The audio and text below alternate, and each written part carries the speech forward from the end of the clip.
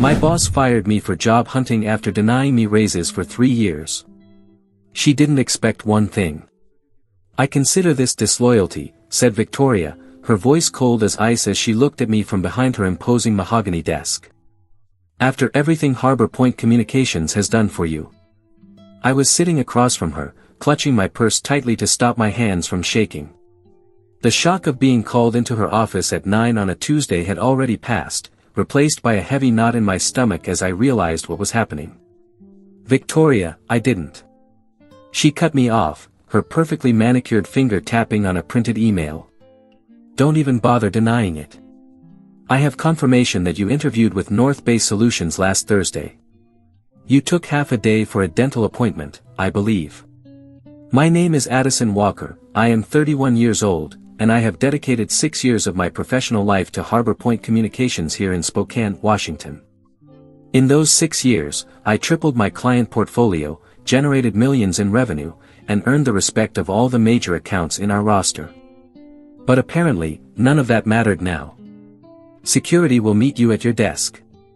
You can collect your personal belongings, but your building access is revoked immediately. Victoria's voice was flat as she slid my badge across the table.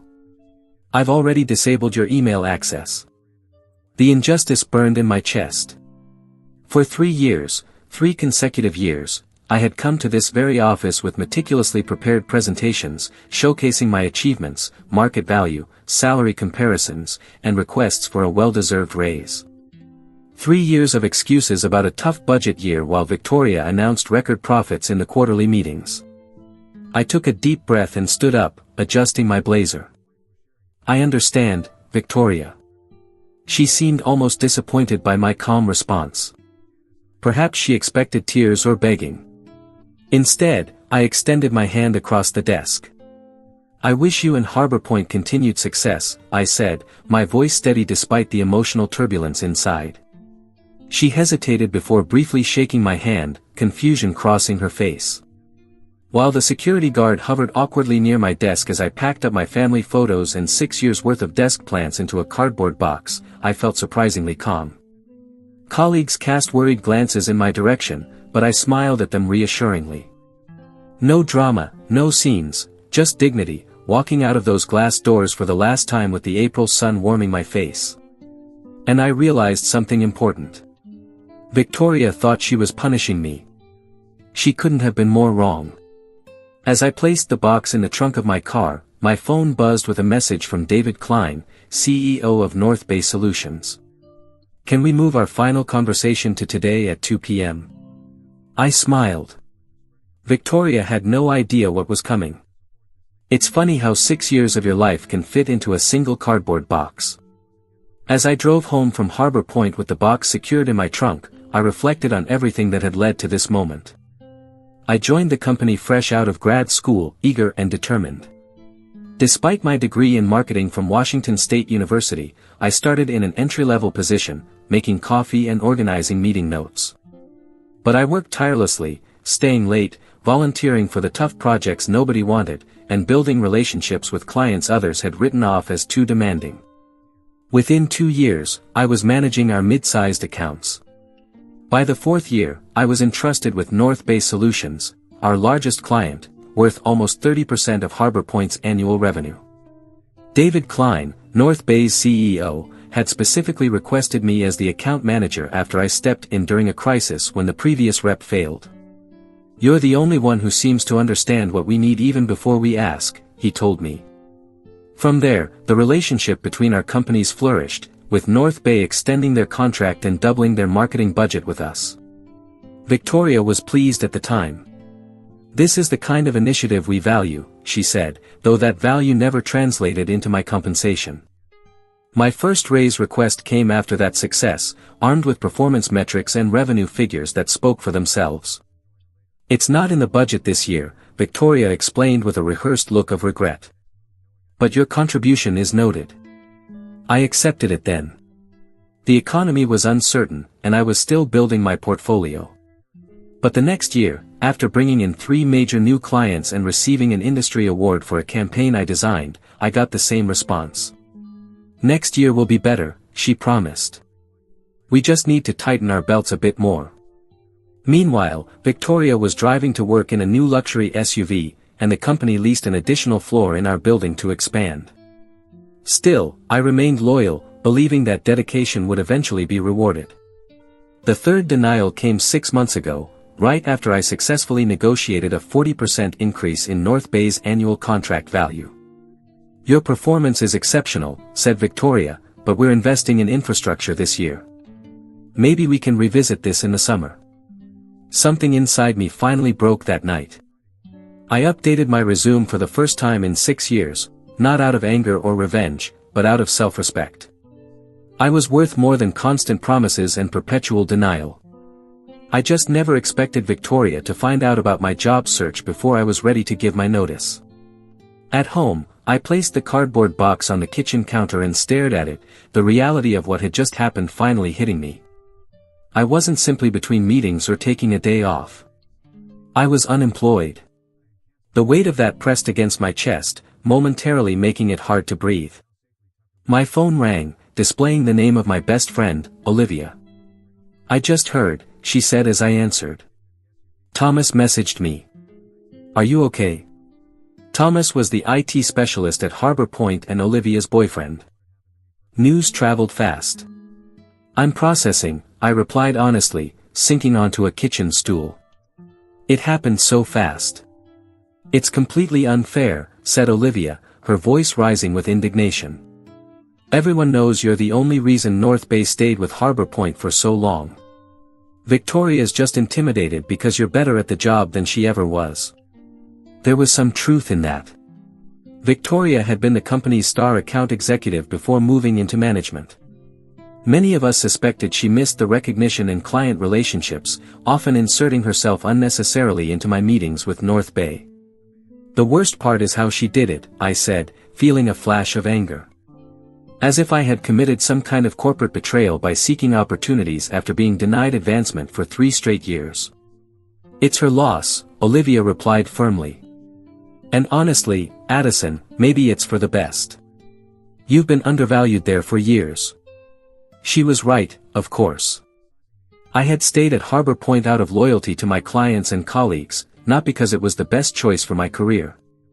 But being fired like that, escorted by security as if I were a criminal, that hurt deeply. My phone buzzed with an incoming call. David Klein. "Olivia, I need to take this. It's North Bay." "Go ahead. Call me after," she said before hanging up. I took a deep breath and answered. "Addison, I just heard about what happened at Harbor Point," David said, skipping formalities. "Are you available to come in today? I'd like to speed up our conversation." My heart raced. "Yes, I can be there at 2 p.m., as you suggested." "Excellent. And Addison, don't worry about what happened this morning. Sometimes these things have a way of working out for the better." After hanging up, I stared at my reflection in the kitchen window. The woman looking back at me wasn't defeated, she was being set free. I showered and changed into my best suit, the one I saved for presentations to new clients. As I applied my makeup, a strange calm came over me. Victoria thought she had punished me by firing me so abruptly, but maybe she had done me a favor. That morning had been humiliating, but also enlightening. I had given Harbor Point my loyalty, creativity, and countless unpaid overtime hours. In return, I had been undervalued and discarded. No matter what happened next, I knew one thing for certain: I would never again give my best to people who couldn't see my worth. It was time to reclaim my power. North Bay Solutions headquarters occupied the top 3 floors of a gleaming glass building in downtown Spokane. Unlike Harbor Point's outdated office with its beige walls and aging furniture, North Bay embraced modern design, open spaces, collaborative pods, and floor-to-ceiling windows showcasing mountain views. As I rode the elevator to the 30th floor, I mentally rehearsed what I would say in my interview. I would need to explain my sudden availability without sounding bitter about Harbor Point. Professionalism was essential, even when discussing uncomfortable situations. The elevator doors opened to reveal David Klein himself waiting in the reception area. "Addison," he greeted me warmly, extending his hand. "Thank you for coming on such short notice. David was in his 50s, with graying hair and a reputation for being both brilliant and fair, qualities I had come to appreciate during our 3 years working together. "I appreciate the flexibility," I replied, shaking his hand firmly. "It's been an unexpected day." "Let's talk in my office," he said, guiding me through the busy workspace. Several North Bay employees I knew from working on the account waved or nodded as we passed. David's corner office was modest compared to Victoria's showpiece, but infinitely more welcoming, with comfortable seating arranged for conversation rather than intimidation. "Coffee?" he offered. "Please." Once we were settled with steaming cups, David got straight to the point. "I received a call from Victoria Sanders this morning," he began. "She informed me that you would no longer be handling the North Bay account, and that she would personally oversee our business until a replacement was designated." I sat, keeping my expression neutral despite the small flash of anger. Of course Victoria would try to personally hold on to the biggest client. "What she doesn't know," David continued, "is that we were already concerned about our relationship with Harbor Point." This surprised me. Concerned? The results of the last campaign exceeded projections by 23%. "The results were excellent," he agreed, "thanks to your work. But we've noticed changes at Harbor Point over the past year. Delayed responses, quality issues with anyone but you, and frankly, a sense that they're taking our business for granted." He placed his coffee cup on the table and leaned forward. 3 months ago, our board suggested exploring other marketing partners. I resisted because of our relationship with you. You've consistently demonstrated an understanding of our brand and business needs that goes beyond the typical client-agency relationship. My mind was racing. Was he saying what I thought he was saying? "When you reached out about potential opportunities here," David continued, "it seemed like perfect timing.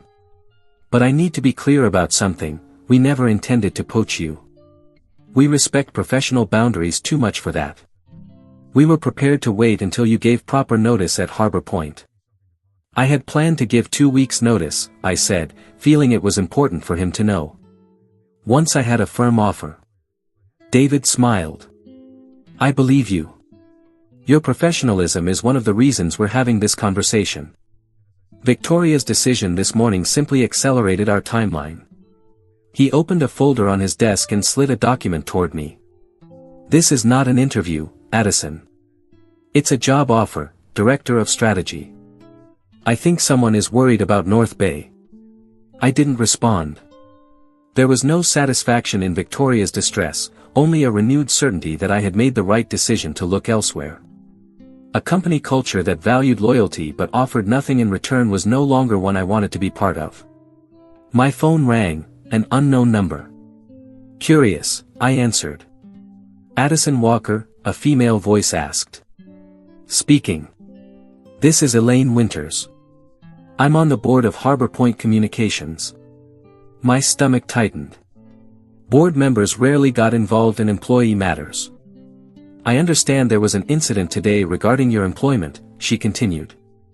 "I'd like to meet with you tomorrow to discuss this." Victoria may have been hasty in her decision. So that was it. Victoria had fired her most valuable account manager without board approval, and now North Bay was potentially walking away. Damage control. "I appreciate the call, Ms. Winters, but I've already accepted another position," I said, keeping my tone respectful but firm. A pause. "May I ask where?" "I don't think it would be appropriate to share that at this time." Another, longer pause. "Addison, if this is about compensation, I'm sure we can revisit those conversations. The board values your contribution to Harbor Point." The irony was almost painful. 3 years of documented, rejected requests for fair compensation, and now suddenly, the board valued my contribution. "It's not just about compensation," I replied honestly. "It's about respect, and recognizing an employee's worth before they have one foot out the door." "Perhaps we should discuss this in person," she insisted. "Tomorrow morning?" I thought about it. Though I had no intention of returning to Harbor Point, there was something to be said for professional closure. "I can meet at 9 a.m., I agreed.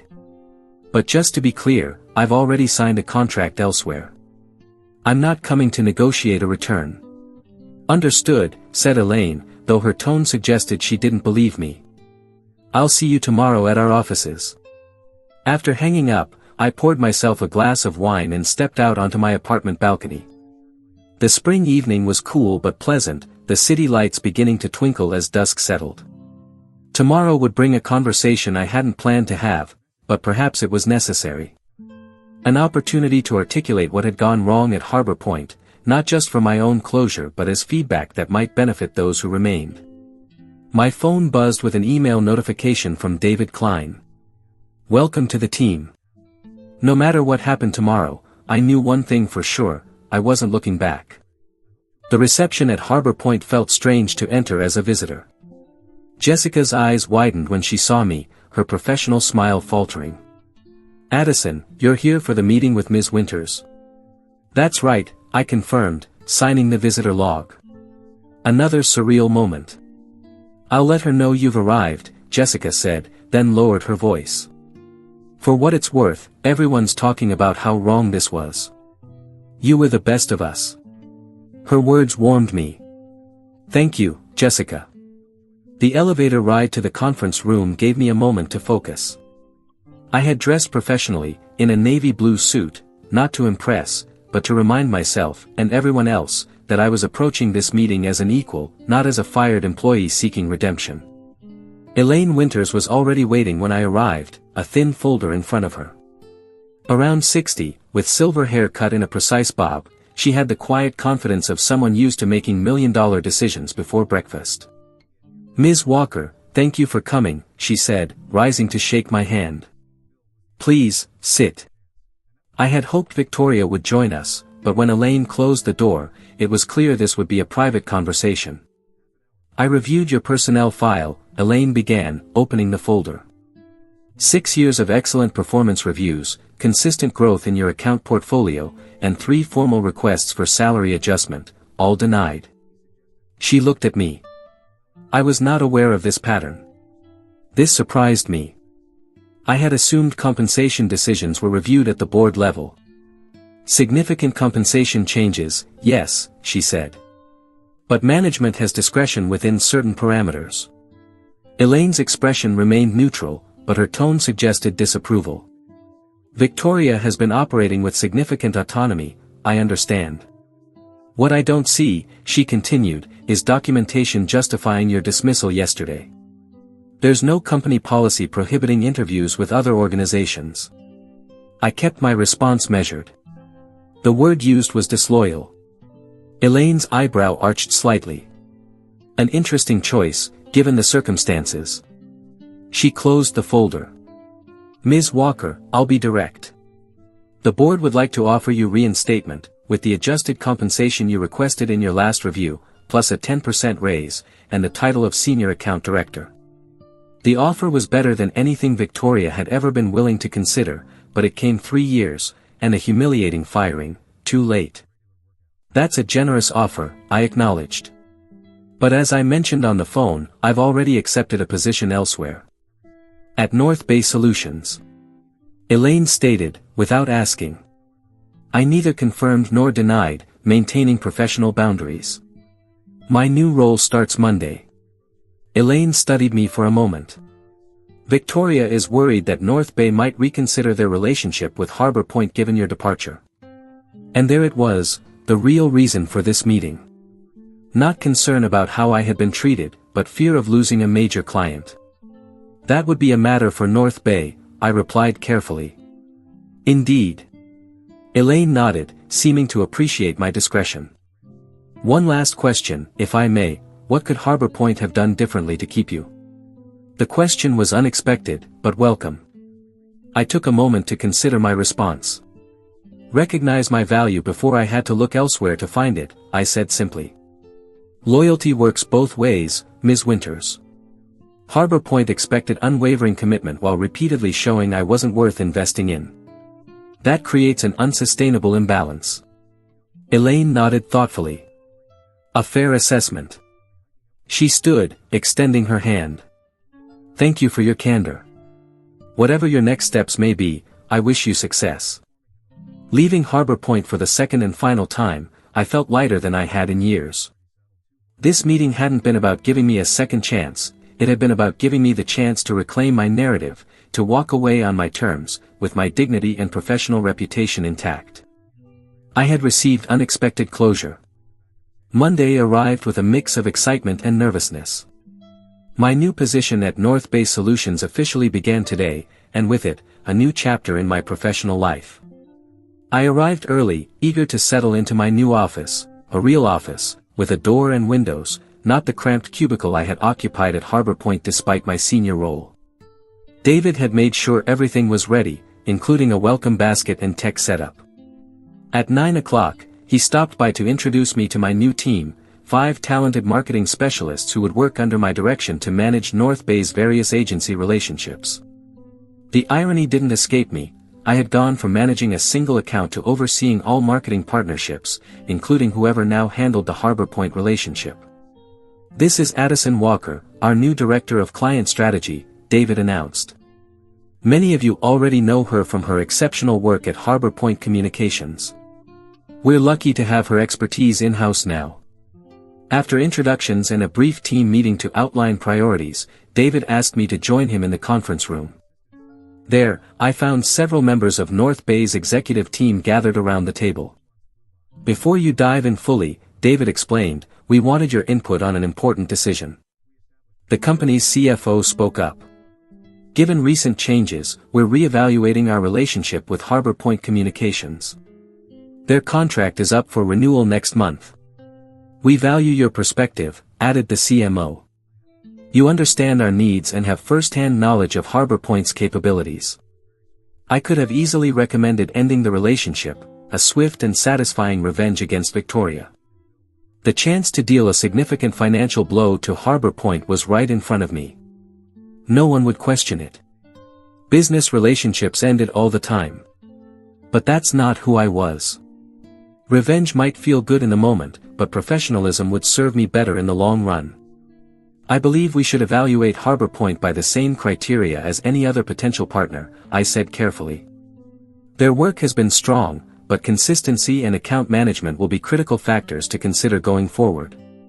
The email was sent at 11 a.m. on Wednesday, exactly 1 week after Victoria fired me from Harbor Point. I hadn't orchestrated the timing, it was simply when North Bay's executive team finalized their decision after reviewing proposals from 3 competing agencies. David had given me the courtesy of seeing the email before it was sent, though I had declined to participate in the final decision to avoid any appearance of bias or impropriety. The message was professional and direct. "After careful consideration of our marketing needs, North Bay Solutions has decided to transfer our account to Meridian Creative, effective immediately. This decision reflects our evolving brand strategy and digital requirements. Addison Walker, our new Director of Client Strategy, will oversee the transition and serve as your point of contact. We appreciate our partnership and request that all materials be transferred by the end of the business day on Friday." I imagine Victoria's reaction upon receiving the news, the shock, then the realization of what had happened. Not only had she lost me, but now she had lost North Bay, a client that represented nearly 30% of Harbor Point's annual revenue. And I would be the person managing the transition. The perfect professional revenge had landed in my lap, without me having to orchestrate it. I didn't need to badmouth Harbor Point or sabotage the relationship. The company's own shortcomings, highlighted by my departure, had done that for me. That afternoon, I received a LinkedIn request from Jessica, Harbor Point's receptionist, followed by a private message. "The office is a mess. Victoria's in emergency meetings all day. 3 other account managers have updated their resumes. Karma works fast." I didn't respond immediately. There was no need to gloat or insert myself into Harbor Point's internal matters. Instead, I focused on building my new team and establishing our processes. Success, after all, was the best revenge. Later, though, I accepted Jessica's connection request with a simple message. "Thank you for your kindness during my time at Harbor Point. Wishing you all the best." Taking the high road felt surprisingly good. My new position at North Bay brought challenges and opportunities one never would have experienced had I stayed at Harbor Point, waiting for recognition that might never have come.